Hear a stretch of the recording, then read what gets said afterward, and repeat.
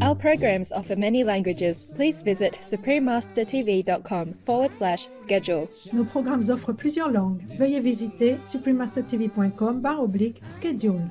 Nuestros programas ofrecen varios idiomas. Visiten suprememastertv.com/schedule. Nossos programas oferecem vários idiomas. Acesse suprememastertv.com/schedule.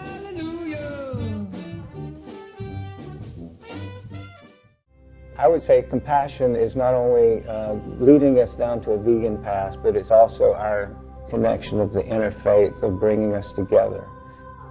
Supreme Master Ching Hai gratefully present the Shining World Compassion Award to Thomas Wade Jackson with a token gift of $10,000 to lovingly support his promotion of veganism.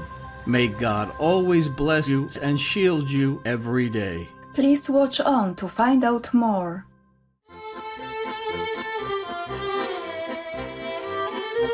Zdravo, pure-hearted viewers. Zdravo is hello in Serbian, the official language of the Republic of Serbia.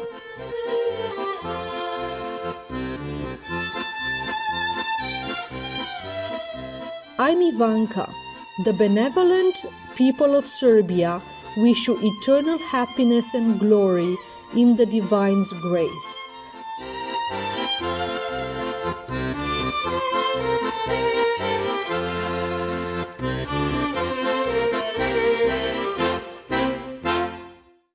Welcome to our program, A Prayer for Compassion, an interview with filmmaker Thomas Wade Jackson, vegan, part 1 of 4.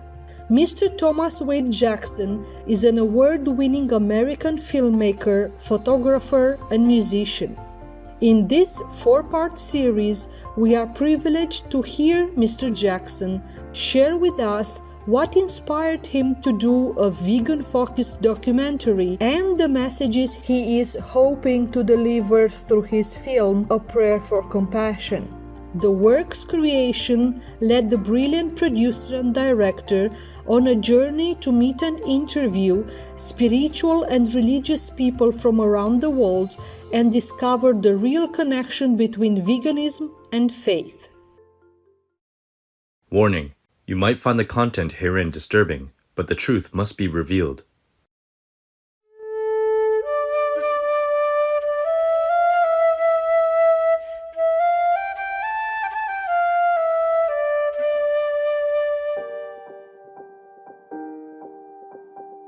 How can we expect ourselves to have lives of joy and freedom and spiritual clarity when we are sowing the seeds of the opposite of that? It's almost like some mad scientist designed these systems that are being used now to raise animals. It is absolute insanity. I don't get how you can love everything Jesus says and then participate in a mechanized system of mass slaughter that involves pain beyond your wildest imagination. Even keeping quiet and silent about the violence, you are part of that violence. There's another passage in the Quran that says that because of the wrongs of humanity, there has been much corruption seen in the oceans and on land. So for a few moments in which we're enjoying what is really just a palate preference, we're taking what is most essential to animals, their very lives. And that's the opposite of compassion, it seems to me. We are ashamed of our ancestors who owned slaves. We are ashamed of our ancestors who believed in segregation. So too, our grandchildren will be ashamed of what we allowed to happen on our watch. Each of us has to ask ourselves a spiritual question. What side do I want to tell my grandchildren I was on? Was I on the side of mercy and compassion, or was I on the blind side that helped to perpetuate suffering? It's the light of mine, I'm gonna let it shine. This little light of mine, I'm gonna let it shine. This little light My name is Thomas Jackson, and I'd been vegan for about 8 years when my daughter was born. But after she was born, I saw this movie called Cowspiracy. And in Cowspiracy, I discovered just how detrimental animal agriculture is to the environment. You know, so it wasn't just a personal choice anymore. So I had the whole notion and realization that, you know, I'm not going to be here for her whole life, and I can't protect her forever. And if we go the way we're going, you know, it's going to be a very scary world when we pollute all of our water.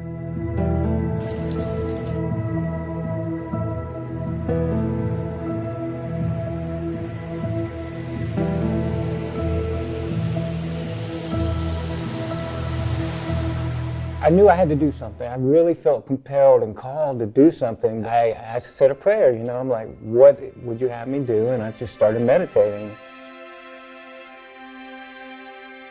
In meditation, the underlying idea for a prayer for compassion came to him.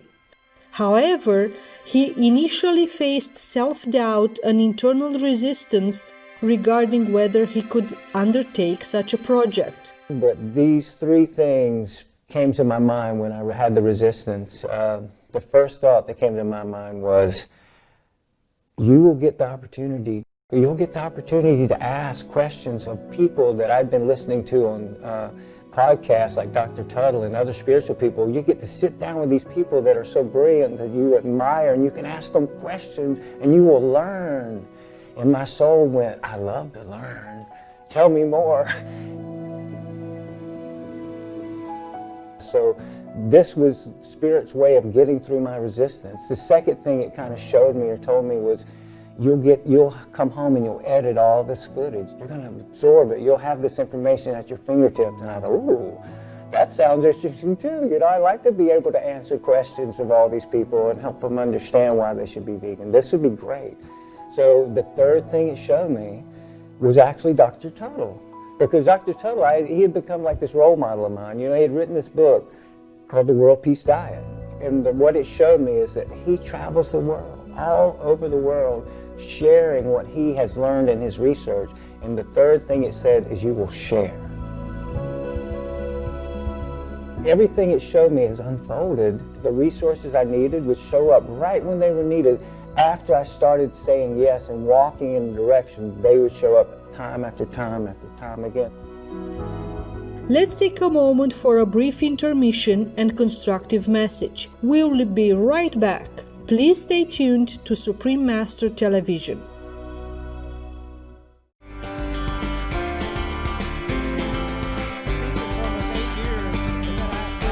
Welcome back to our program, A Prayer for Compassion, an interview with filmmaker Thomas Wade Jackson, Vegan, Part 1 of 4. You know, I pray and meditate before all the interviews. I just say, you know, I'm here. Whatever you need, use me. Like that force of love and life, use me to make a better world. And I encourage us all to just be open to being vessels, you know, like the prayer of St. Francis, let me be an instrument of love and peace, and compassion. And what I've discovered, which is a spoiler alert for the film, but all of the traditions that I interviewed are in total alignment with a vegan lifestyle. Not only that, a vegan lifestyle exemplifies their teachings of compassion.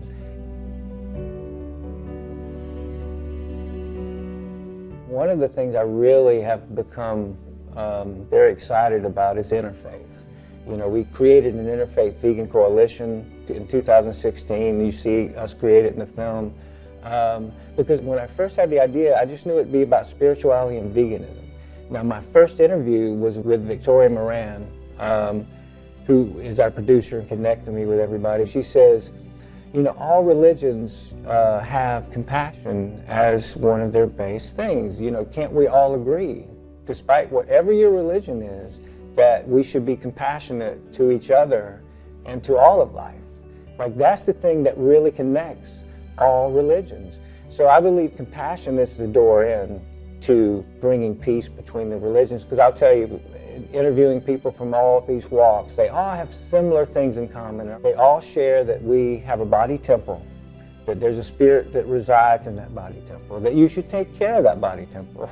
That's very clear. That goes right with a plant-based diet. You know, it goes right along.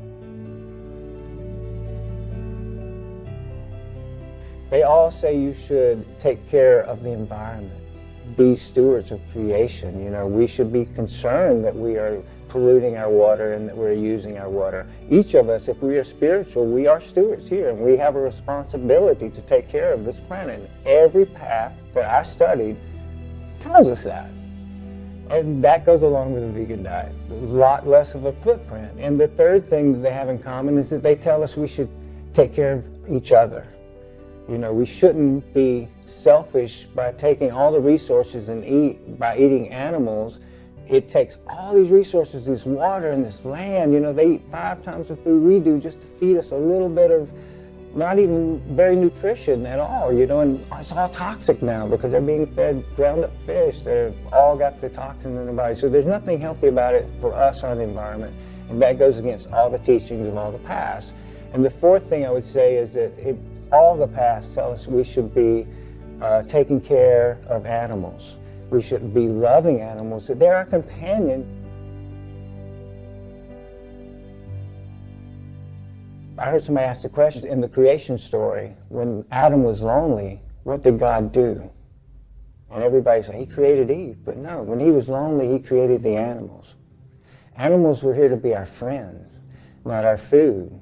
And then later it goes on to say we have dominion over animals. In the same verse it says that God has dominion over us, which our dominion should be as God's, which is love and kindness and mercy.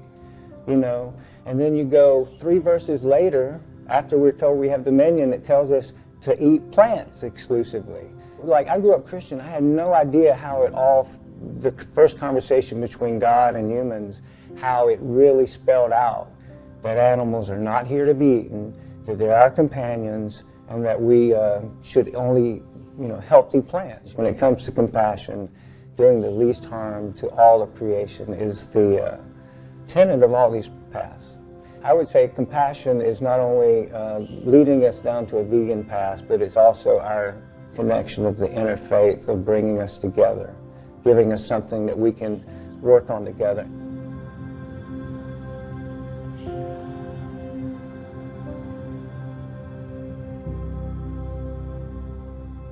Supreme Master Ching Hai gratefully present the Shining World Compassion Award to Thomas Wade Jackson, with a token gift of $10,000 to lovingly support his promotion of veganism. May God always bless you and shield you every day. Supreme Master Ching Hai is deeply grateful to the beloved God for all the financial help, comfort, and support to the afflicted and needy and or any good cause over the years, as a humble vessel for His compassion and love toward His precious children.